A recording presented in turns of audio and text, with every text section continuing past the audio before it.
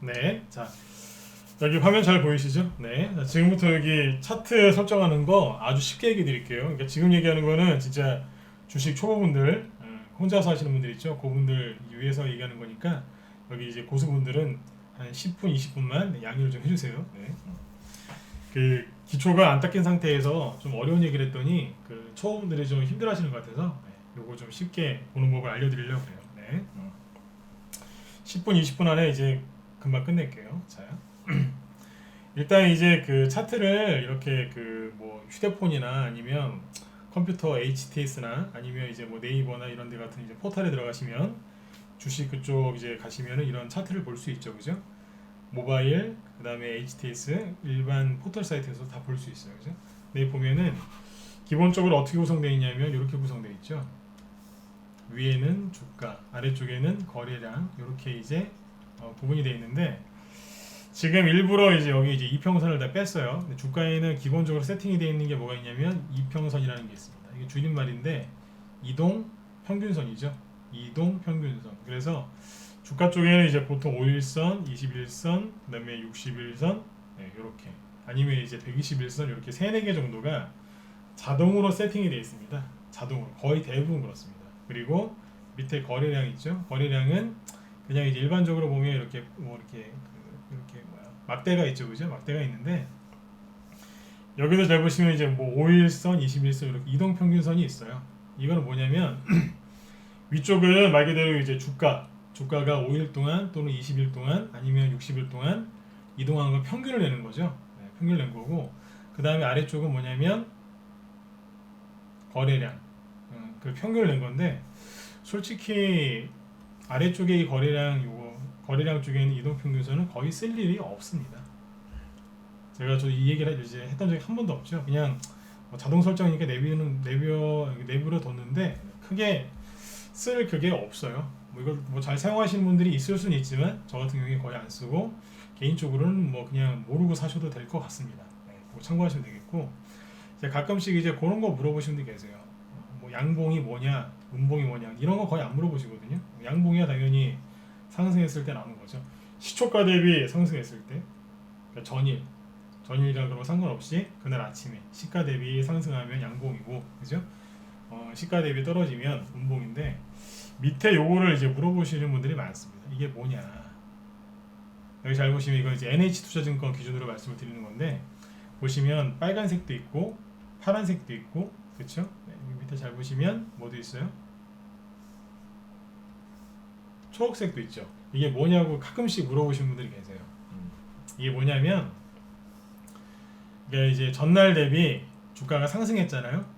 전날 대비 주가가 상승했으면 거래량이 빨간색으로 표시되는 거고 네. 전날보다 하락했으면 이 거래량 이 캔들 색깔이 막대 색깔이 파란색인 거고 네. 전날이랑 똑같이 끝났다 그러면 초록색입니다. 즉 상승일 때는 빨간색, 그 다음에 하락했을 때는 파란색, 그리고 보합일 때는 초록색인 거죠. 요 설정은 그 HTS에서 얼마든지 바꿀 수 있으니까 그냥 참고로 알아두시면 돼요. 의외로 이거 많이 물어보시더라고요. 네.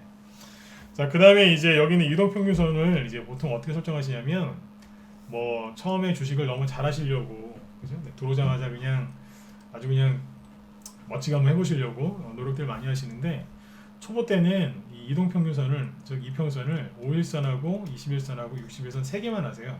자, 왜 그러는지 얘기해 드릴게요. 5일선은 일주일짜리죠. 그렇죠? 월, 화, 수, 목, 금 5일이죠. 그래서 5일 이동평균선은 일주일짜리예요. 그래서 이거는 우리가 보통 단기 이평선이라고 많이 불러요. 그 다음에 20일짜리 있죠. 이거는 뭐냐면 한 달짜리겠죠. 한 달에 4주니까 5 곱하기 4 하면 20일짜리죠. 이건 그래서 한 달짜리입니다. 60일짜리는요. 3개월이겠죠. 이렇게 보시면 돼요. 그래서 이제 5일 이동평균선은 그냥 단기 단기 평선이다라고 생각하시면 편할 거고요. 그 다음에 21선은 스윙, 그죠? 스윙 정도의 이평선이다라고 생각하시면 됩니다. 60일 이동평균선은 뭐예요? 3개월짜리니까 이거 중기라고 생각하시면 돼요. 자, 그리고 아까 이제 제가 그 얘기했었죠. 자, 초보들을 위한 거니까 고수분들은 10분, 20분만 양해해 주세요 그랬더니 아까 고객이 딱 끝내고 나니까 한 대여섯 명이 지금 나가셨거든요. 방송 듣다가. 네. 그분들은 이제 고수시겠죠, 그죠? 네. 뭔 얘기를 할 줄 아니까 이제 잠깐 나 자리 비우신 것 같아요. 자 보세요. 근데 의외로 모르는 사람 많아요. 네. 주식 한 5년 이상 했는데 이것도 모른다니까요. 네. 재밌는 얘기 해드릴게요. 단기평선이라고 그랬죠? 이거 언제 쓰는 줄 아세요? 단타 칠 때? 그렇죠. 단타 칠 때 이제 어떻게 활용하냐면 이런 거예요. 주가가 이제 급등하죠. 그러면 거의 대부분 3일선이나 아니면 5일 이동평균선을 타고 올라갑니다. 주가가 처음에 뜨겁게 급등할 때 있죠. 그때는 3일선하고 5일선을 타고 올라가요. 근데 만약에 이 5일선을 이탈했다. 어떻게 되겠어요? 조금 피곤해지겠죠. 네.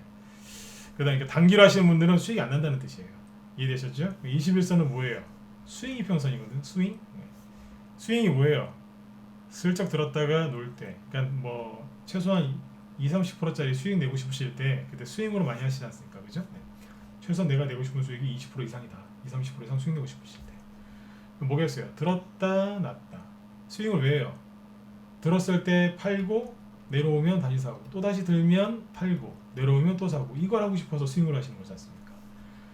보통 이제 이런 스윙 수익이 잘 날 때는 어떤 게 있냐면 아시겠지만 20일 이동평균선을 이렇게 타고 다닐 때 그때 스윙으로 수익이 잘 납니다. 단기로 수익이 잘 날려면 5일선을 타고 올라다녀야 되고, 스윙으로 수익이 잘 날려면 21선을 타고 올라다녀야 되는 거예요. 21선을 깨면, 그렇죠, 스윙을 하시는 분들은 피곤해지는 거죠. 그렇죠? 네. 그래서 60일선은요 중기평선이라고 했죠. 네. 중기는 최소한 50에서 70% 정도는 수익을 내려고 하시는 분들이 뭐 한 달도 좋다, 두 달도 좋으니까 난 보유한다, 그거 아닙니까? 그죠? 네. 이분들은 이제 60일선이 굉장히 중요합니다. 왜 그러냐면 이제 예를 들어서 50이나 70, 뭐 100% 정도의 수익이 나려면 상한가가 나오든지 아니면 상한가에 준하는 양봉이 나오면서 쭉 급등을 해야 되지 않습니까? 이 급등을 보통 어디서 시작하느냐? 이런 류의 급등은 대부분 60일선부터 시작을 합니다. 이해되신 분들은 1번 한번 찍어주시고요. 네. 이해되세요? 그죠? 네. 보통 여기서부터 시작을 해요. 그러니까 단기 급등은 5일선을 봐야 되고, 스윙으로 난 적당히 끊어가면서 매매하고 싶다, 21선을 보고 나는 한번 가져가 보겠다, 60일. 근데 60일 이동평균선을 제가 제일 좋아하죠. 왜요? 조정이 끝났을 때 61선이 굉장히 중요합니다. 그러니까 바닥에서 급등을, 제대로 된 급등을, 상승을 시작할 때 60선을 밟고 올라가는 경향이 크고요. 이거는 코스닥 지수도 그래요. 네. 그리고 이제 조정이 끝났을 때, 조정이 끝나갈 때 61선이 안정을 찾아요.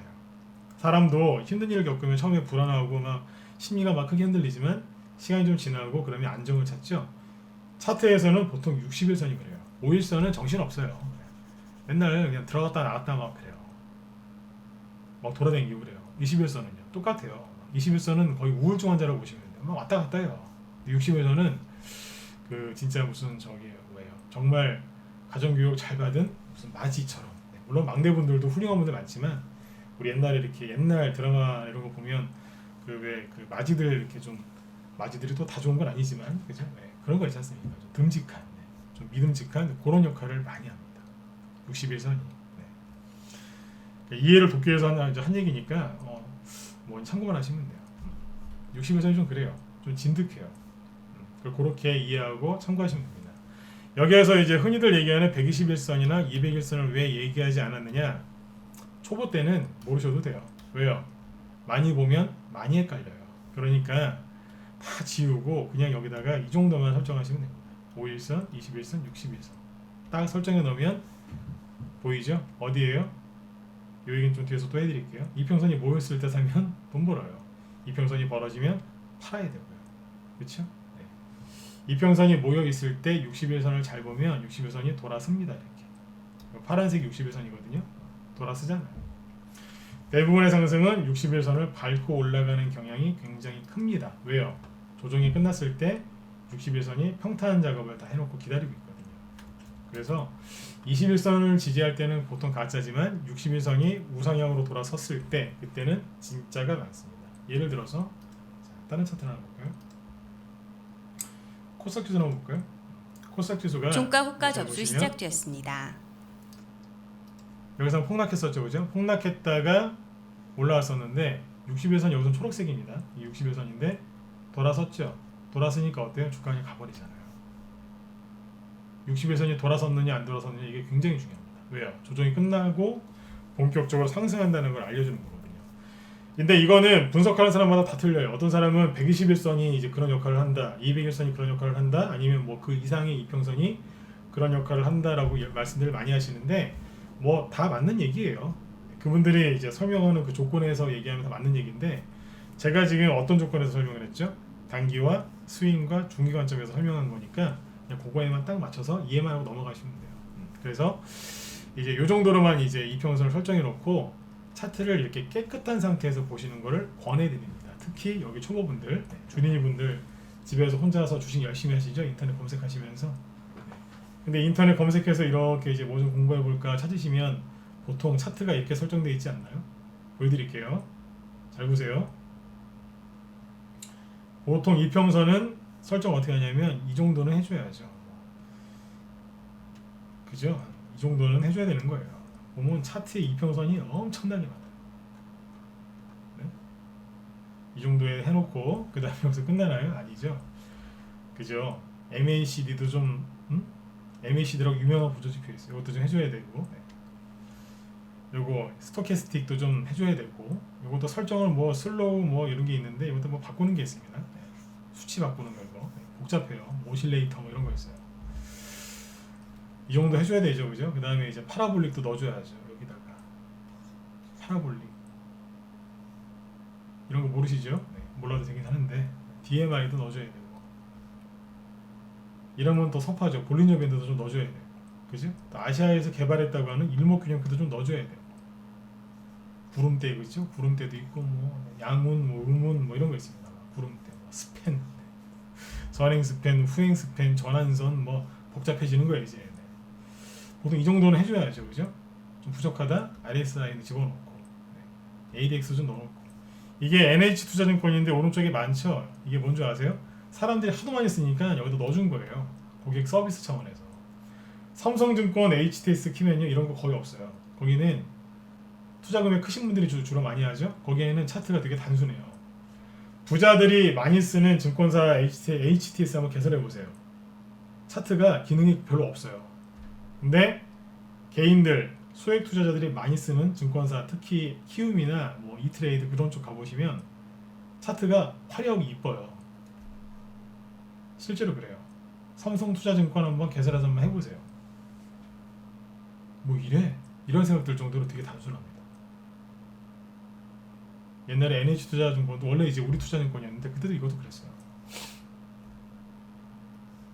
참고하시면 돼요. 자, 이렇게 놓고 주식을 분석하시면 마음이 편하시겠습니까? 우리 회원들 어떠세요? 안 그래도 답답하고 복잡한데 그죠? 네, 더 복잡하지 않겠습니까? 네. 이게 나으세요? 아니면 아까 처음으로 돌아가서 그냥 이게 나으세요? 이평선도 다 지우고 원래 이제 이평선 다 지우고서 방송하잖아요, 그죠? 네. 어떤 게 나으시겠어요? 이게 낫지 않겠어요? 아까 하나 더 빼놨는데 여기다가 또 이걸 넣는 사람들이 있어요. 이걸 다 집어넣어요. 얘 봉 패턴이라고 이걸 다 집어넣습니다.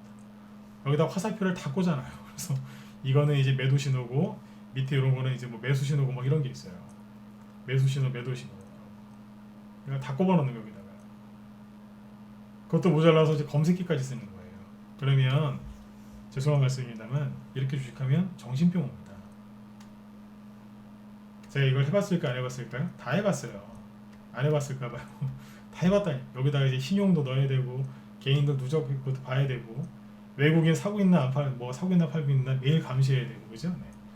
이거를 다 해야 되는 거예요. 거기다가 이제 남들이 모르는 이제 고수들만 안다는 것도 여기서 찾아가지고 이것도 넣어야 되는 거예요. 수치도 조금씩 바꿔가면서 학교 다니실 때 이 정도 노력하셨으면 지금 판검사가 아마 돼 있으실 것 같아요. 그렇죠? 네. 근데 이런 노력들이 여러분들을 수익 내는데 도움을 주느냐? 아니요. 안 그래도 복잡한데 더 복잡하게 하는 겁니다. 주식은 복잡한 거를 쉽게 풀어서 설명도 해드려야 되고 여러분들도 실전 투자하실 때 복잡한 거를 쉽게 이해하고 쉽게 투자를 해야 돼요. 쉽게. 근데 이거 뭐예요? 너무 많잖아요. 보조지표의 가장 큰 허점이 뭔지 아세요? 하나 가지고 안 맞으니까 하나, 두 개, 세 개를 더해요. 다시 얘기해 드릴게요. 하나 가지고 잘 안 맞습니다. 이게 MACD 하나 가지고 잘 안 되거든요. 그럼 거기에다가 보완하려고 한두 개를 더 넣어요. 그럼 걔네들은 맞겠어요? 안 맞는 거 두세 개 더 껴놓는 거예요. 근데 안 맞죠? 또 넣는 거 거기다가. 그럼 이렇게 복잡해집니다. 이게 뭐가 좋겠습니까? 하도 안 맞으니까 이걸 이만큼 많이 갖다 놓는 거예요. 또 이런 얘기하면 또 이제 이걸 쓰시는 분들한테 욕을 얻어먹을 수도 있겠지만 제가 얘기하는 건 누구예요? 초보분들한테 얘기하는 거예요. 가장 좋은 건 뭐예요? 다 지우고 그냥 이평선, 5일선, 21선, 61선 이 세 가지만 가지고 하시고 가급적이면 이런 거 봉 패턴 이런 것도 하지 마시고 그냥 편안하게 하셨으면 좋겠어요. 하다 보면 보여요. 지난번에 우리 회원들한테 얘기해 드렸지만 뭐 매물대 필요하면 하세요. 이런 거. 나중에 이제 한 1년, 2년 실력이 쌓으시면 이 매물대가 없어도 안 켜도 보인다 그랬죠? 네. 그렇게 되실 겁니다. 처음에는 복잡하게 하지 마시고 이 정도로 해놓고 보시면 됩니다. 그래서 아까 5일선, 21선, 61선 이거를 정확하게 이해하시고 처음에 시작을 좀 편안하게 하세요. 제가 내일 또 뭐예요? 2탄 해드릴게요. 매일 한 번씩은 해드리려고 그래요. 네.